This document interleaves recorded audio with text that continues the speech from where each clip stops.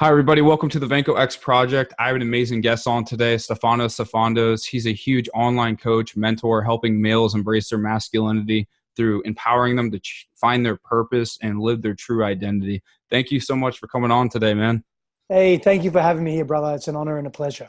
I appreciate it. Tell me a little bit where your journey started and what got you into the whole personal development world at a young age from where you grew up. Yeah, man, I've had an innate curiosity. And I don't want to say innate, but it was something that was cultivated within me from a very young age. It largely came from my mother. And I just began moving through the world with this deep explorative inquiry. I wanted to explore everything and understand everything and not only understand, but feel it and connect to it. And as a kid, I remember having like a hypersensitivity to things sometimes. I would be just about to fall asleep and I could almost hear a pin drop 30, 40, 50, 90 feet away.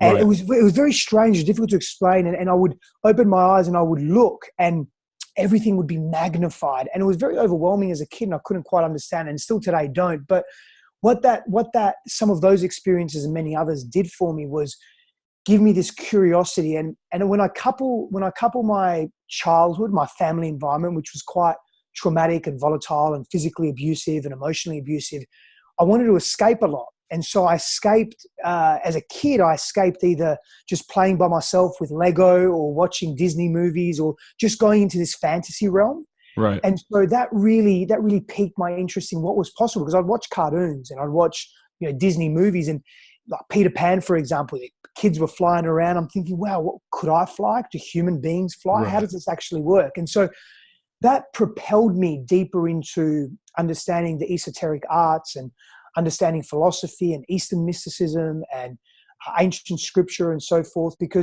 and spirituality and what it meant to be connected to the cosmos and what it meant to be human beings. So I started asking these very deep existential questions.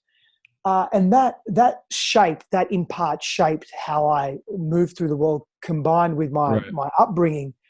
And it gave me a perception of the world, but it also in part debilitated my connection to myself because I grew up in such a fearful environment that in order to protect myself, I had to wear many masks. And so I started losing myself in this sea of I better be this person today. Yeah, I better be this person today because if I'm not, then my father may get very angry or upset at me or hit me or be violent and so forth. Right. And it's easier and it's more palatable to the ego. I obviously didn't know this then, but it's more palatable to the ego to wear a mask and have that mask shut down or abused or yelled at than it is the authentic self, quote unquote. Mm-hmm. And so I just became lost in this sea of who am I in the world? Right.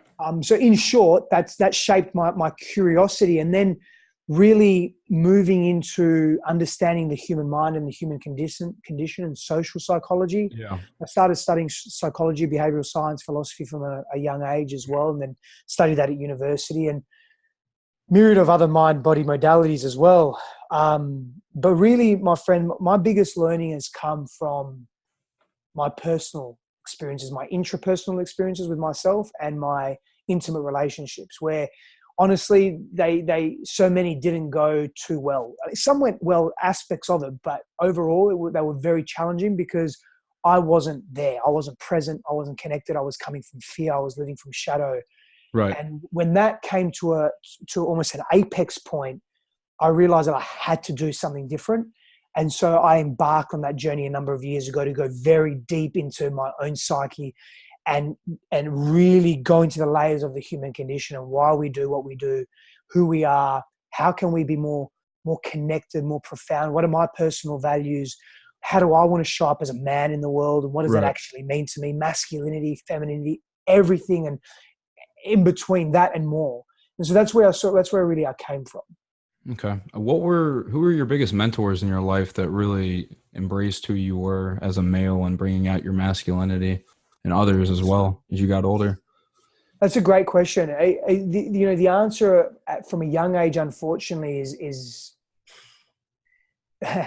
no one really brought out that healthy masculinity in me from a young age. As I got older, in saying that, as I got older, I realized what not to be as a man.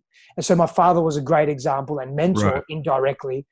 My grandfathers were beautiful men as well, really, really beautiful men.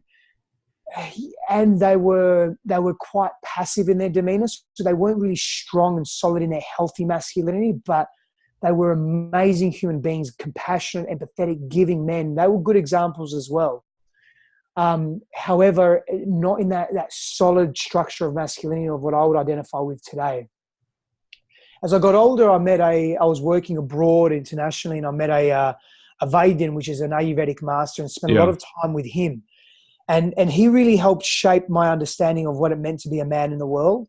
However, after being a couple of years with him and then leaving him, I quickly reverted back to old habits and patterns when I was immersed then in my familiar environment back in Australia. Right. And so as an adult, I mean, I definitely, Swami Rama was one of those mentors, but indirect. I've never met Swami Rama, of course. And there were other men that weren't in my life physically that I could look up to. Ken Wilber was one of those men as well, as an intellectual. Joseph Campbell, Carl Sagan. But again, in terms of masculinity, very few and far between, man. I had to really carve my own way and then lean on other authors and so forth and other men in the space to understand what can masculinity actually be in the world. Right. Were there any like books that you read that like really helped you, like any form of like inspiration that gave you that knowledge? Like where did you absorb all that knowledge from? Yes, Steve Biddulph was one. He wrote he wrote The New Manhood. That was an inspiring book. Yeah, that was an inspiring book. Man, there were so many authors. I've read so many different. For me, Eastern mysticism is it, man. Like for me personally, so I look to the ancient scriptures. I look to Vedanta. I look to the Upanishads. I look to the Vedas. I look to the ancient Greeks, to Mesopotamia, to the ancient Egyptians. And it's not just about masculinity, but it's about how do we be solid human beings, and what does that actually mean? I look to the Western philosophers like Nietzsche, to the more modern philosophers, Ralph Waldo Emerson, as an example. I'm just giving you some examples, right? Yeah. There's many Plato, Aristotle, Socrates, Stoicism has been Stoicism has been really interesting for me in terms of helping me shape my masculinity as well. We look at the concepts of chivalry, which is something that I include. Yeah, something that I include in my programs, and that's from the dark ages of the 14th, 15th, 16th century. So there's a lot of influences that I've had, man. A lot of influence, and some modern psychologists as well, like Jung, as an example. Okay. How do you think, like, because I was a Greek mythology like minor at Ohio State. I took a lot of Greek mythology classes where I went to school. How do you think the Greeks have shaped our society today? Because I feel like a lot of it is still kind of relatable till today through understanding the history of people who've actually gone through and studied it. What do you compare from like males back then to today from history? Yeah, that's a great question. So firstly, in terms of Greek influence, I believe it's 65 to 75% of our language, of the English language, its etymological roots are based and grounded in Greek, in ancient Greek, as a starting point. So that's going to have a massive influence philosophically and also geopolitically, socially. How we structure our systems are rooted in Greek democracy, and demokratia, which is where it began in this expression that is today. But it's interesting when you ask me that question around masculinity in men. And so some of the greatest intellectuals of our time, in terms of the ancient Aristotle, Plato, Socrates, all would regularly say that an intellectual mind that has not understood and connected to his physiology and his body, that's not what a man is. And a man that has no intellect and has no critical thought and has no ability to think laterally and feel into the world, but yet is very connected to his body, that's not quite the man either. Right. And so whilst these men would sit in symposiums and philosophize all day, they would also place great value on the physical integrity of the body, the physiological integrity of the body, having strength in the body, being grounded and rooted in our body, having capability and capacity. Right. So I feel we've lost that in modernity for the large part. I'm talking about A few of those Olympians or elite athletes that also have doctorates and PhDs and actually have great control and mastery over their body, they're far and few between. I'm talking about the general populace who doesn't make time, have time, or value physical adeptness, being physically adept and carrying physical prowess. But rather they're more concerned with how they look, how we look in the world. Status and titles and how we're perceived by others. We place such importance on that, yet we don't necessarily place importance on the vitality and the health of our organism and our intellectual being. And so I make it a point to be, yes, intellectual in my field, or as broad as I can be. Yes, also connected to my emotional being, so to carry emotional fitness and emotional intelligence and be able to relate to others and myself in a compassionate, cohesive way, in a clear way.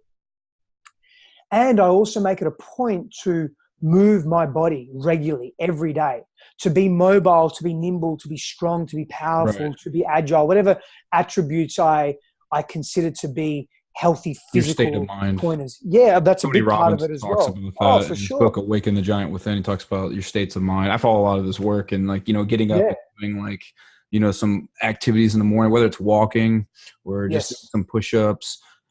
My boss, she used to tell me when I worked a year ago, I worked at a marketing firm. My boss would tell me, if you raise your hands above like this for power posturing, it raises 20% of your testosterone, especially in women as well. And a lot of women don't realize that they do have testosterone in their body. Of course. And it really builds your confidence and your physiology, the way you carry yourself. That's one of the reasons why lifting heavy load overhead is one of those movement patterns, whether it's a boulder or whatever it may be, barbell, a kettlebell, a sandbag, an awkward object. When we're lifting overhead, it's a massive stimulus for testosterone. Right. Massive. It's just like a big compound movement like deadlifts or heavy squats and so forth. But overhead work it's necessary for men. Necessary. What do you think makes a man then? If all these masculine traits and the titles and generalizations that we put out in society, what do you think makes a real man? Because I had this conversation with my buddy the other day, and I still don't know the answer to it. I think just being yourself, honestly, and loving yourself as a male. That's a big part of it. So there's two considerations. There's, what does it mean to be good at being a man? And what does it mean to be a good man? They're two separate things. The former is more objective and the latter is more subjective. And I'll give you examples. There's an author, Jack Donovan, who's a great author in the space of masculinity, in my opinion anyway. Right. And he has something called the 4 tactical virtues. I've added a tactical virtue to that because I think it plays an important role in our evolution as men. Yeah. And so these tactical virtues are strength, mastery, courage, honor, and connectedness. I've added connectedness to that. Mm-hmm. And so effectively the premise of this is looking at our evolution as men and how we've, I say grown up, right? Grown up over the last few 100,000 years or a couple of million years as humanoids. And when we look at our progress and we look at how we've evolved as men, we've actually evolved in tribe. Right. Okay, we've evolved. And if we've ever evolved on our own, our environment has been so dangerous back then, and there was so much unknown, and our brain development wasn't where it was, and we didn't have the technology that we have today to be in. We live, for the large part, most of us, in a very safe environment. So if you're on your own a few 100,000 years ago, 60, 70, 80,000 years ago, you're surely dead. So people figured out pretty quickly that strength in numbers actually applies. Right. And so when we look at how men evolve, we look at men, their main functions were hunting. Their main functions were gathering. Their main functions were setting and extending the perimeter of their environment. So having to protect and provide were some of their main functions. Okay. That involved them to require a massive amounts of fitness, health, vitality, strength. So when we're looking at strength, being physically adept as a man, it contributes to being a man, because what it also does is it lends itself to specific hormonal production or stimulus in our body. When we're sedentary, we're not getting a lot of that. Yeah. When we're not actively pursuing physical endeavor and we're sedentary, we're also allowing our hormonal profile to be dormant, our physiology to not be at peak performance. That's not really what it means to be a man. When we look back from a physiological perspective and even a psychological perspective, what we require. Yeah. And we're talking about mastery. Mastery definitely exists in today's world, but it's less and less with our hands. So there's less neurological feedback in a particular way. As we evolve, we were making tools, we were hunting, we were using our hands a lot. I make a point to learn something new. That's really important. And use my hands as much as possible as well in a new way too. That's important. So mastery, as an example, mastery is there as well. Courage. Most people prefer safety. Be brave. Yeah, most people prefer safety in contemporary times, right? Yeah. Most people don't know what it means to be courageous and vulnerability is part of courage as well, by the way. And that can be a separate conversation, but I won't touch on it now. But the courage to do something that we're fearful of, the courage to step into the unknown. Our ancestors did that continuously. We are where we are today because of the millions and billions of footsteps that were taken before us, venturing into the unknown and into the wilderness. How often do we spend time in nature in our city-dwelling lives? Not much anymore. Not much anymore. We're on our phones too much, and not a lot of people eat at the dinner table anymore. No. Having a digital detox would actually help. And so the honor came, and I'll get to connecting this in a moment because that's something that I've added there. But the honor came in you in context to your tribe.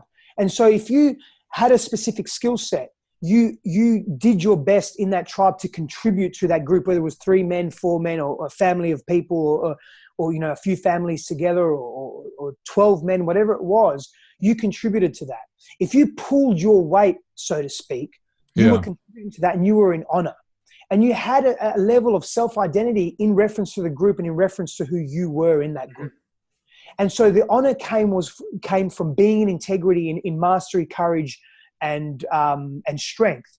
The connectedness piece is that, and so let me go back to honor for a moment, which feeds into connectedness. We very, very few men. I have a private Facebook group for men, which is called The Conscious Man. And there are many men in there. There's about 1,400 men in there. And it's a really active group. And when men come in, they have a questionnaire that they answer. And one of those questionnaires asks them what one of their biggest pain points is right now.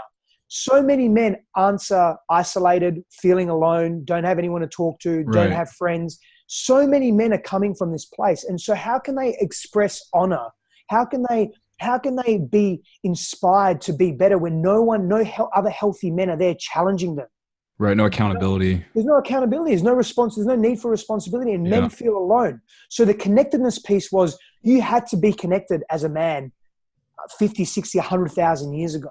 We don't need to be today. We've got pornography. We've got television. We can go to a bar and drink on our own, or we can drink with people, but not really be there because we're drinking away our lives because we're not really happy with who we truly are. That's what happened to me because I had a big issue with alcohol. I've had 2 DUIs in my life, and this is my story why I started the show. And it was my breakthrough. And I realized when I was drinking my identity away, I was drinking my purpose away. And I feel like a lot of males are trying to find that purpose, but they self-doubt themselves based on the circumstances and trauma they brought in their life by the choices they make.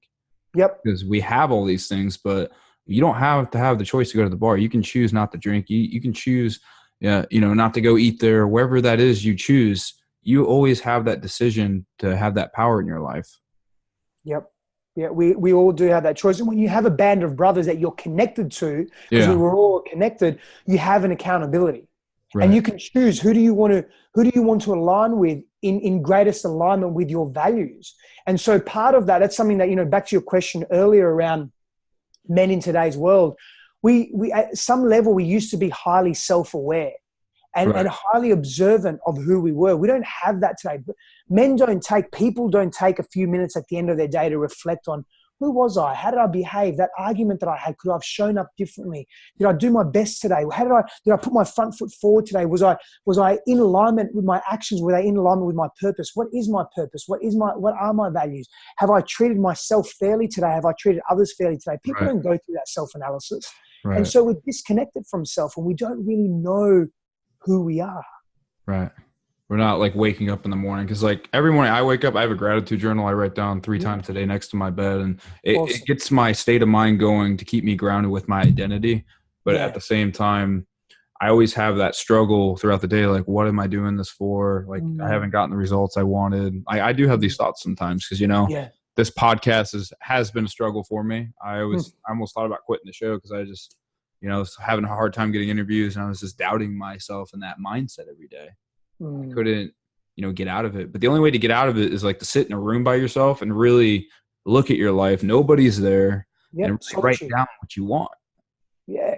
Yeah, bro. Brother, and I'll say something on that. And I really admire you for A, speaking that out loud in a public forum, and B, being persistent. And I just ask you to continue to be consistent Right. and be persistent, because you ask great questions. You create a beautiful environment. It's an intriguing environment. Man, I've done hundreds of these things. You know, this is a great conversation that I feel we're having right now. Right. And sometimes, you know, this is our path as men. This is where short-term gratification. We live in a world of short-term gratification. It's easy to quit. It's easy to say, another time. I'll do this another time. That's easy. Right. I'll pick it up in a year when I've got more of an audience or greater reach. Or no. Right now, you want this? Go for it. Move through the challenge. Learn from it. Meet the perceived failure with an openness. How can I learn and grow from this? How can I keep going? How can I be more concerned about the quality of what I'm being and doing, as opposed to being attached to having to have X amount of reviews or having to have a waiting list of interviewees and so forth. Yeah. Forget about all that, man. Work through the challenge. That's another thing we don't do enough of in today's society as men. We don't challenge ourselves. We look for the easy way. We look for short-term gratification. And there's something to be said about delaying gratification, man, in terms of what it does to our mindset, what it does to our bodies, and what it does to our character. And lots of studies have been done on that. We forget that character a lot. And I think building the character is the biggest thing to start doing first. Back to the whole gratitude thing, you know, with those little daily habits, because I feel like a lot of people don't have daily habits and they're not implementing any system in your life, in their lives. Because I know you have built these courses and systems. How have these systems helped your clients in your business? And, you know, the Olympic medalists you've helped out to, you know, CEOs, entrepreneurs, because you've really helped out a lot of people. How are those systems really changed their business and their lives? It basically, in short, it gets them in integrity and in alignment. And instead of living a facade, they're living a life of truth. Right. You know, one of the issues today, particularly for men are very good at lying. And this is a human thing. It's not just men, but we're talking about men right now. So, men particularly are really good at lying and really good at actually hiding themselves behind their lies. That's an unpleasant, an undesirable state to be. No one wants to live in that. It's just perpetuated because of habit and routine around the lies. But we don't want that. No one ever, there is such great relief in telling the truth. And so, again, in short, to answer your question directly, freedom and liberation. People feel free. They feel liberated that they can be themselves and are not concerned or attached to the judgment of others and how the judgment others place on them. And so, therefore, there's a lesser concern about how others perceive them, and more of a focus on, am I showing up in integrity within my own self? Right. What has been your biggest fears in your life that have held back from your integrity sometimes? Because sometimes, I'm not saying we're all perfect. You know, we have our issues day to day. Yeah. Like, are there some days where you just feel like you're not honest with yourself and you're like, what am I doing? Yeah, 100%. Even you know, like I'm trying to think of a perfect example. I was in I'm in a mastermind. Let me before I go there, let me answer your question in a different way, or let me underpin that first, because the original question is what were some of the, anyway, I'll go into fear. So fear of being seen, right? Fear of being judged, fear of being ostracized. I've had these in my life, very visceral, and it's caused me to mask myself and mask my actions and adhere to the status quo and minimize myself and maximize the needs of others instead of me. And then because I've needed it to express my values still, I've done it in a shadow way. So I've been completely dishonest. And that's been a very tumultuous experience for me. But to something more recent, I'm in a mastermind. His name is Chris Harder, and he's a good friend of mine. And it's an epic mastermind, man. There's so many amazing people in this mastermind. We meet 3 times a year. We connect in person. We connect every month via Zoom. And it's an elite mastermind. And, you know, I get there and there's just epic people doing epic things, and I'm doing epic things in my own way as well. But then that old self creeps in. Yeah. That old self of, man, am I good enough? Do I belong here? I mean, these guys are making way more money than me. They're doing bigger things. They seem to be taking on more. Am I taking on enough? I shall be doing more. And the shoulds come in, and the shoulds. And I just breathe into that. And I say to myself, hold on, my journey is different. My path is different. What I've experienced is different. Yeah. The work that I've done, very few people have gone into those trenches that I've gone into. Right. And I've spent many years articulating that so I can be the man that I am today. And so I place great value on that. And when it comes to, in this instance, because we're talking about financial acumen and abundance in that sense, man, I'm really, really building that. I'm rebuilding that because I tore myself down purposely to reconstruct myself. So I'm at a different life stage. And so I remind myself of those things and breathe into that and stop comparing as well. Right. And just be me and just be grateful and happy that I deserve to be in this room because I'm here. And it's not just about, you can't just pay to be in the room. It's more than that. Yeah, there's an interview process that takes place. And so I, quote unquote, pass that interview process is a reason why I'm there. And seeing our value beyond just the superficial, beyond the prima facie is very, very important. Beyond the surface level. Because we forget the value that we bring as human beings to our relationships. What is the biggest benefits of being part of a mastermind? I know I understand the connecting and the accountability, but what's been your favorite part of it? Being part of Chris Harder's. Outside the connection and the accountability as well is the ideation, is the idea creation that takes place, man. Right. And the support. So beyond accountability, it's support. I mean, I can go into that mastermind group and say, hey, I need this, guys, which I do often and everyone else does. And everyone just rushes to you. Okay, what do you need? How can I help you? And these are people that are really busy, man. I mean, they got stuff on. They're running multiple 7-figure businesses. This isn't a light thing, and they've got families and kiddies and travel and all of that, but they're all, and so that's one of the biggest things. And he curates that. He really curates the people that come in and how we support each other. It's an amazing experience. That's great. Yeah, because it's kind of like the Think and Grow Rich mindset. I don't know if you've read that book. I have. Yeah, I love it. I have the original version actually. It talks about masterminds. Our masterminds are basically just like you come together like the greatest experts in their fields, and they share their ideologies on life and business. Yeah, that's a big part of it. And I think that the support part, we can't undervalue that. Because who you surround yourself with, you become. Right. I do. So, and also not only who you surround yourself with, but your intention behind who you surround yourself with. The awareness around that's very important as well. That's funny you bring that up, intention. I don't know if you follow Oprah at all, but every meeting that she has with any business people, I was listening to a podcast. Somebody was saying, I forget which one, if I'm quoting this wrong. She says that every meeting that she has with her business partners, she goes, what's your intention today? And a lot of people don't ask that when they, are in business or sales. They just come in and just try to sell things to people. And they're like, what is your intention? Like, why are you here? What's your why? Yep. Even if it's just for that meeting. Doesn't have to be for your whole life, but even just for that interaction. What is your intention for being here? Like my intention to be here with you, as an example, is to have an epic conversation with another epic human being. Number one. Number two, thank you. And number two is to bring a message of what can masculinity look like in the world, and to cease to give masculinity a bad rap, because without men, we're nothing.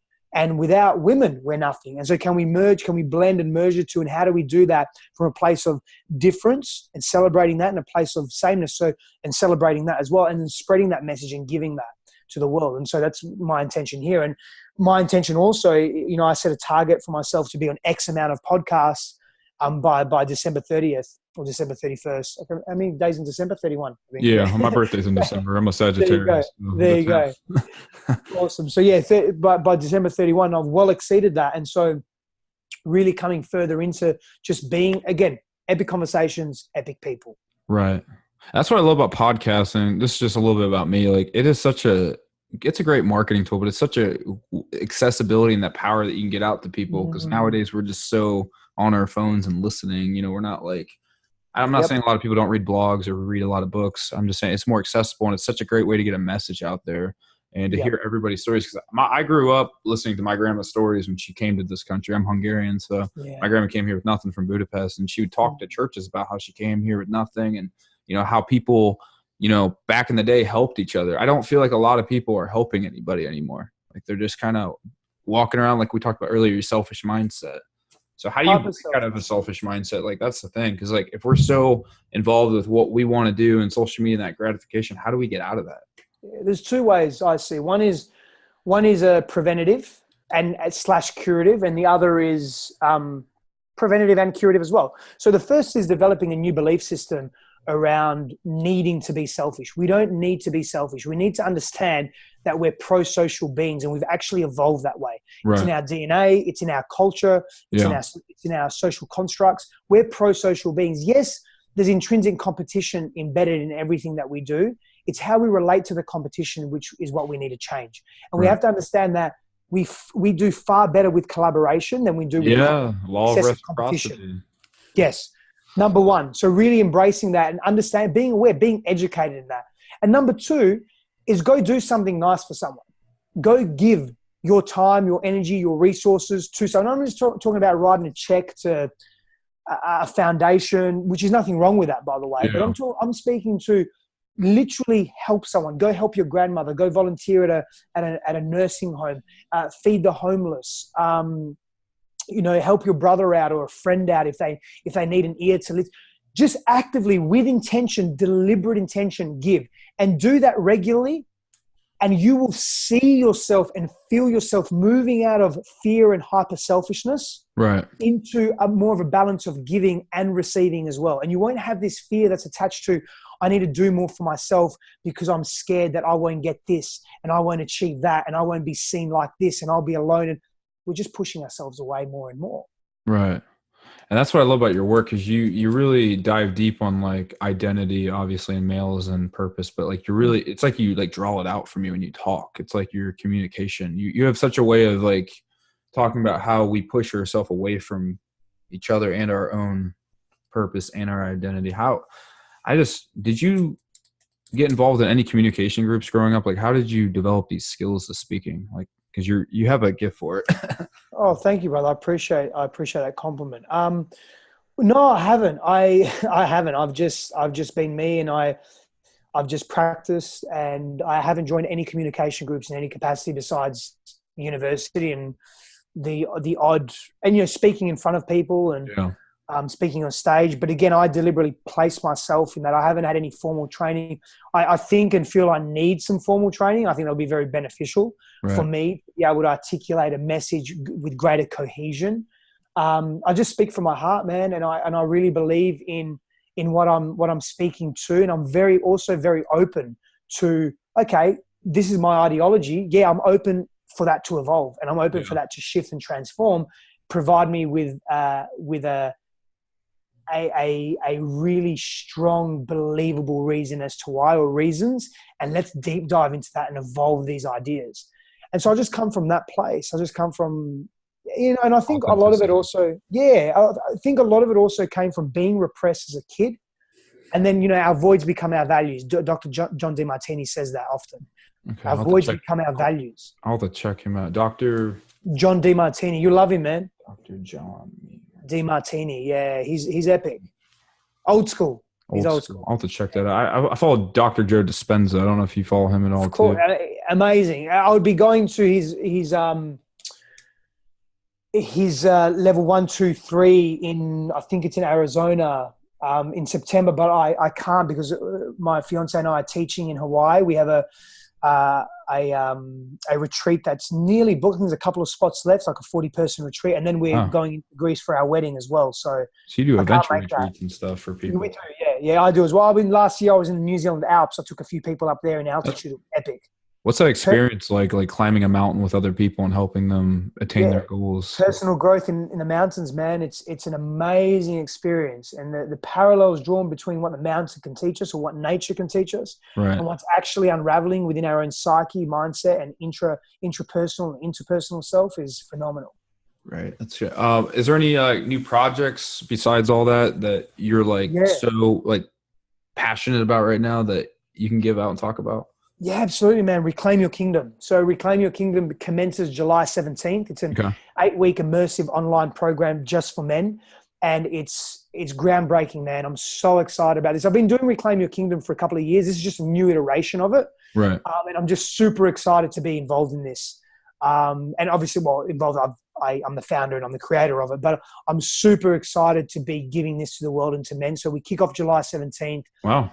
Men are already joining up. It's just an amazing experience for helping men identify their own sense of self in the world, connect to their own sense of masculinity, define that for themselves. And they're given 8 principles of what it means to be a healthy man in contemporary times. Right. And really embracing who they are. Yeah. What advice could you give to any entrepreneurs or influencers out there? You know, because you're a busy guy, you're doing a lot of things and like really found a way to reconstruct yourself, you know, from, you know, growing up and building a new version of yourself. What advice could you give to somebody out there who's trying to start a message or a vision of their business? Where should they start?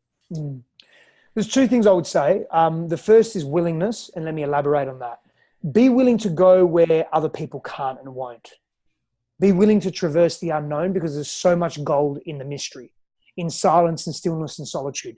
And that's where most people don't want to go. So be willing to go there, to find your answers, to connect to your truth and to your power. Right. That's number 1. Really, really be willing. And number 2, practice honoring yourself. Practice really acknowledging your gifts and your skills, and acknowledge your accolades, acknowledge what you have accomplished, and acknowledge what you are accomplishing and being and doing in the world. Because when we do that, we fortify the wisdom of that experience through the acknowledgement. And then the universe, higher self, God, divine, the cosmos, whatever you want to call it, our own hard work gives us more, because we can take on more. Because if we can't acknowledge it, it's not in our sphere of reality. That's what I would say to that. Right. This is a question I ask in my interviews. It's like my little forte question I go to. Yeah. What is the legacy that you want to leave behind, you know, one day when you're gone and, you know, you left all your work and impact in the world for everybody to be inspired by, to help, you know, move and have others learn from what you taught them? It's a great question, brother. The first way I'm going to answer that is now. So my legacy is now, is who I am now, how I show up now. My legacy, for me, I define legacy in 2 ways. Primarily what we do in the present moment, how we live our lives.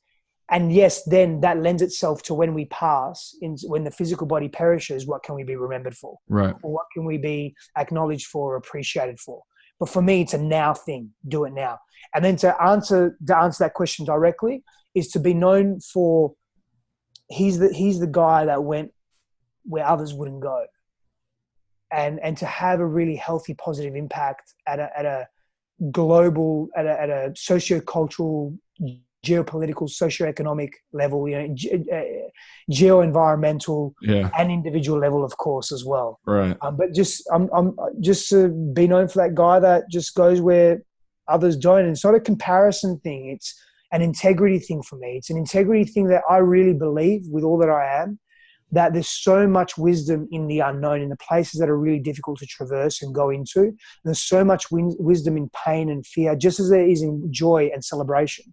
There's so much wisdom in the unknown, and I love spending time there. As uncomfortable as it is, I continuously expose myself to those places. Whether it's a behavior like, hey, someone says, hey, Steph, you know, I noticed that you're really reactive when we talk about, you know, racism in Australia. And I'm like, okay, well, let me explore that within myself. That's an unknown thing for me. Let me go. Because I get, man, you know, the Indigenous people of Australia as an example. I use that as a real example. They've been so hard done by our modern culture, our contemporary culture. And it's all systemic racism essentially, and what it's grounded in. So that's something that really grinds me. And so how can I respond to that as opposed to react and be more adept, as opposed to being stunted by my own aggression or anger or, you know, sympathy or whatever it is, you know, empathy and compassion, which is nothing wrong with that. But how can I come from a more empowered place? And so for me, that would require me going into the unknown aspects of myself to be different. Because I have to do something different to be different in the world. That means I have to explore something different. That means different can be very much unknown and the mystery. So can I plunge into the mystery? Well, Stefanos, man, you have a real good way of putting things in, you know, beautiful words and sayings, and a message for people out there to really live by and to help embrace their purpose and their masculinity. And this goes out to anybody out there, you know, really trying to chase things they love, or really build that business they always wanted to start, or just, you know, live day to day and really love themselves for who they are. Where can everybody find you on social media? Thank you. Stefanos Sifandos for my social media handles, and my website, stefanosstefanos.com or reclaimyourkingdom.com. Heck yeah. I appreciate you coming on today, and you just like blew me away. So I'm just like, wow, it's really awesome. But Thank you, brother. I look forward to collaborating with you more in the future. You can listen to my interview I had with Johnny Alsasser. He's a great dude. He's a good man. He's a really good man. Yeah. Told me to check out your stuff, and I love your work. So, but is there anything else that you can talk about that's coming out, but can't really give a lot of details on?